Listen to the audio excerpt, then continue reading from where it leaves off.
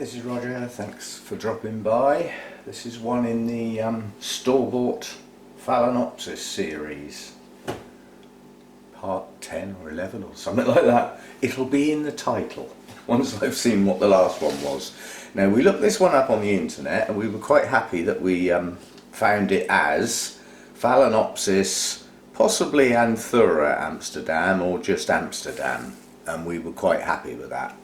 Well, on Saturday the Wessex Orchid Society show, my good friend Peter White was there, who's actually on the committee that does all these mass-produced stuff and decides which ones we're ever going to see and which ones go in the bin.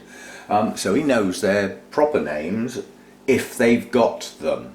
And the one that I bought was Las Vegas.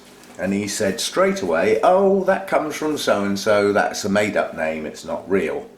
They always use cities for their names. And I said, so if I've got Phalaenopsis Amsterdam, I didn't even finish the sentence. He says, yeah, that's a made-up name. So it's not a proper name. So we can give up calling it that. It's now Phalaenopsis Hybrid.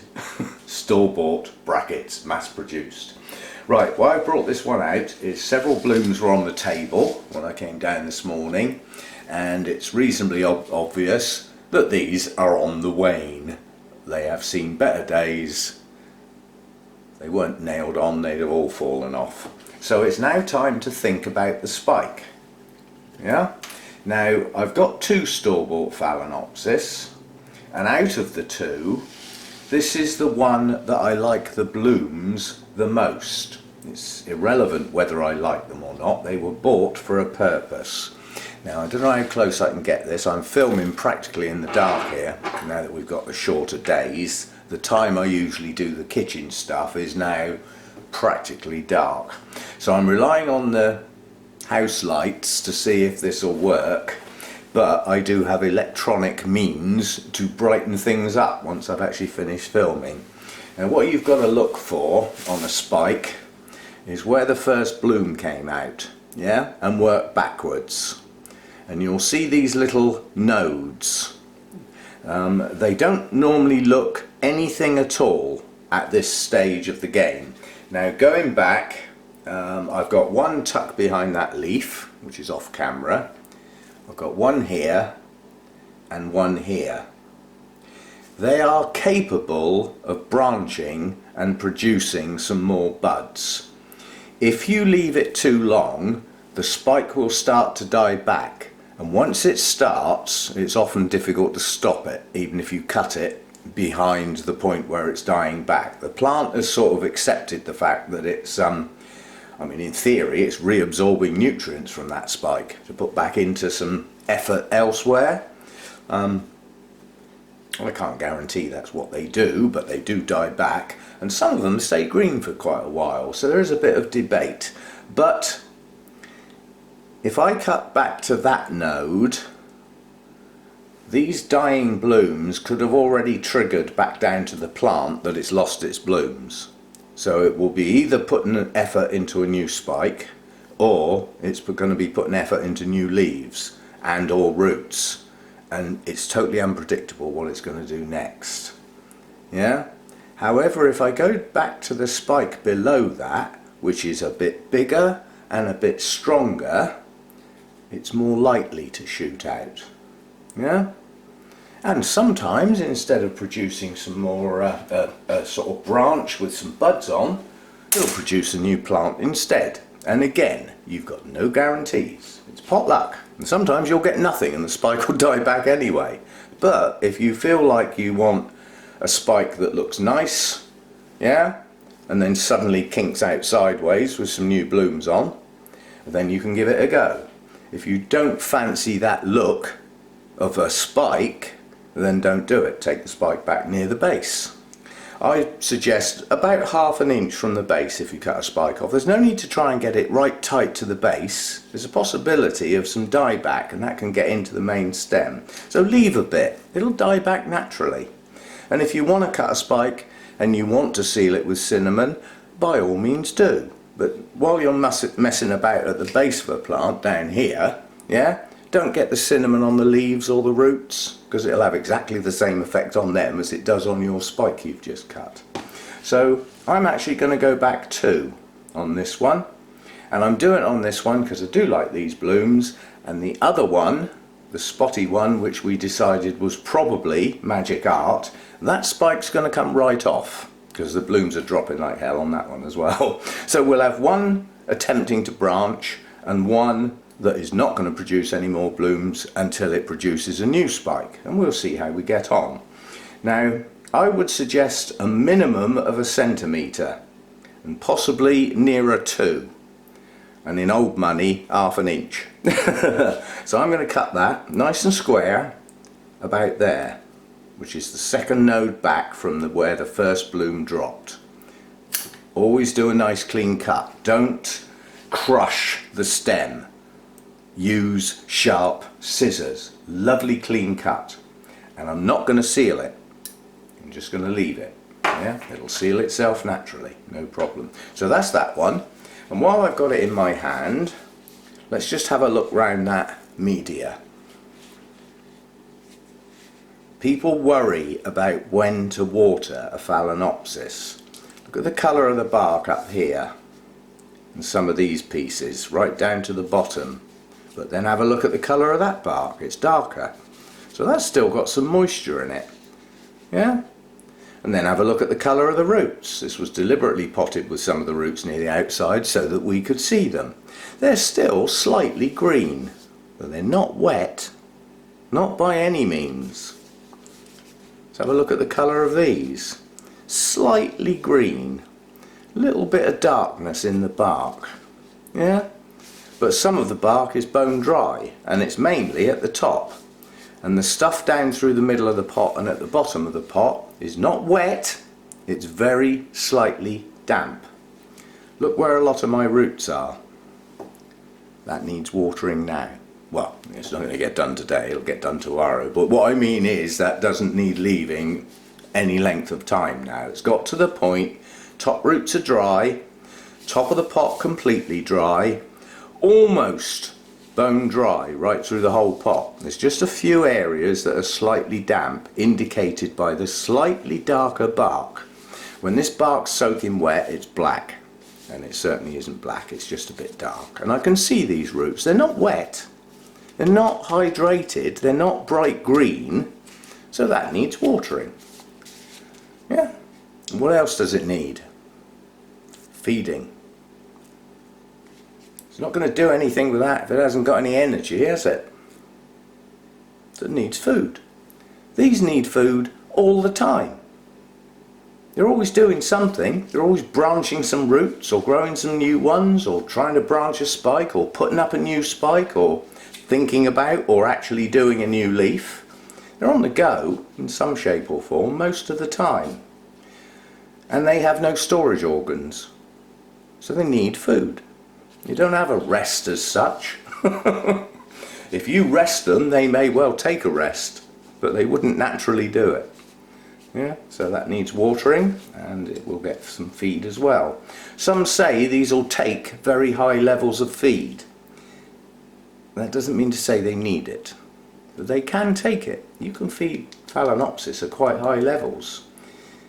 I personally ask what the hell they're doing with it. You know, what is this plant doing? It's just finished its spike.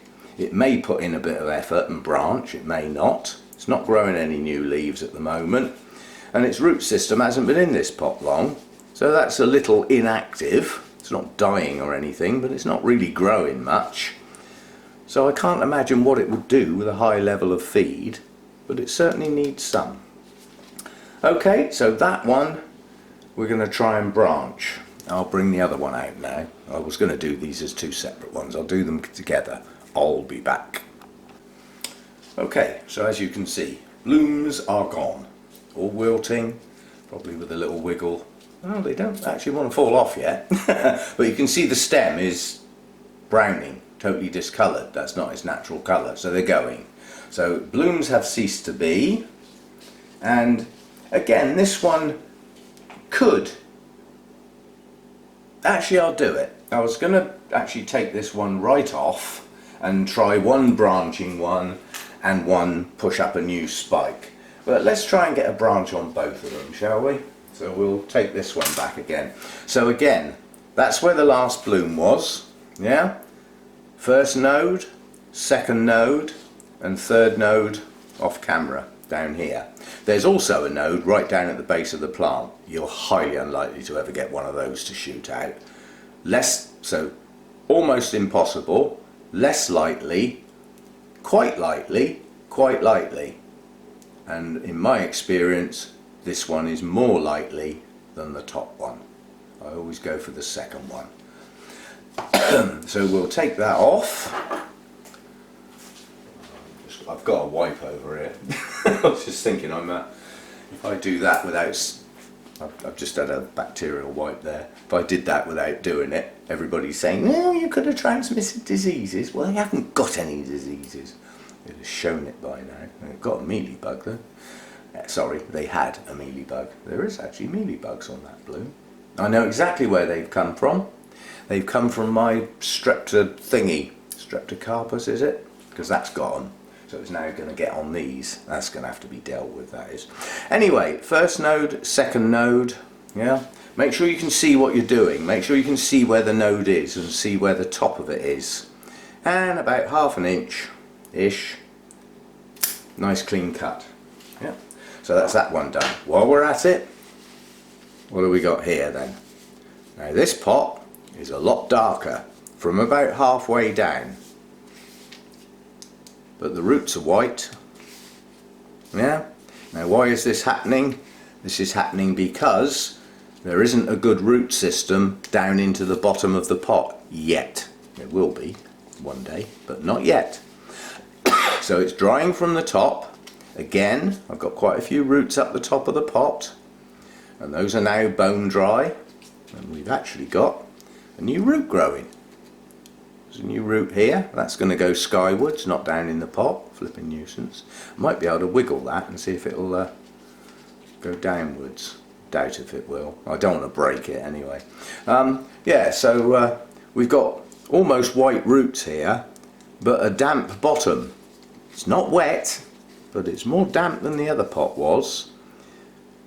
So the decision for this one is I either leave all these roots dry because I've got a little bit of dark bark in the bottom of the pot, or I water the plant and blow the bottom of the pot. This is rock hard, brand new bark. It's not going to start rotting yet. Give it a year or perhaps even 2 and it might think about it. So I can get away with watering this even though it's not dried out. And eventually we'll have roots down there and then they will use up. It's alright, I've just seen several flipping mealybugs on this one. I'm going to have to deal with that, aren't I? I'm not getting too many on these. As I say, I know exactly, yeah, look. I know exactly where they've come from. A big fat one. Sorry, ex-big fat one. Right, so that's all I can see on that one. I'm going to have to spray these, I think. What have we got on this one? There's none on that one. Chances are that one was closer to my Streptocarpus or whatever it is. The one with the purple trumpet flowers on anyway. That doesn't look very happy or healthy at the moment anyway. So it might just have to go and take its bugs with it. Anyway, that's a quick look at those two. And the decision in this case to cut the spikes and see if they'll branch out. They may not. Only time will tell. And as I said, I usually go back to the second node from the lowest point that it bloomed. So some people only go to the first one and try and get it to branch there. If you've got a naturally branching spike, yeah, the chances are it's already used the nodes up because it's already branched. You don't get an opportunity. But on a spike that may or may not, it's worth a try if you want blooms sooner. I personally wouldn't do it too often. I'm happy to do it once. If these do branch and produce quite a reasonable spike with quite a few blooms on, I won't do it again. Not on the same plant. I'll give the plant a rest after it branches and blooms and force it to push a new spike. And in between taking the spike right off, and it producing its new one, it has a rest from blooming, and it should trigger some vegetative growth. Should push it into some new leaves and some new roots. So that's those two done then, and they'll go into the watering thing for tomorrow. I've got to do pots tomorrow anyway, so right, see you next time, bye for now. And just an afterthought, the fact that my new Phalaenopsis, the one I bought at the show on Saturday, was actually, it is in effect a store-bought orchid, because this came from, where did it come from? Lawrence Hobbs' stand, and he buys his orchids from exactly the same place as the supermarkets and stuff like that do. It's a mass-produced Phalaenopsis at the end of the day, and it's come from exactly the same mass producer as one of the other two, the one that we sort of called Amsterdam. This one's called Las Vegas. Why I'm including this in the series is that this already has a naturally branching stem. Yeah? Now it's only on that spike. None of the others have branched, but it means it's got it in its genetic makeup to be a branching spike. I don't know whether these will ever bloom, these two branches, but I'm going to include this plant in the series effectively so that we can repeat, because this one's starting from scratch. Yeah, I've got two plants in the pot, I've got a really good root system, and it looks like it's mainly in bark.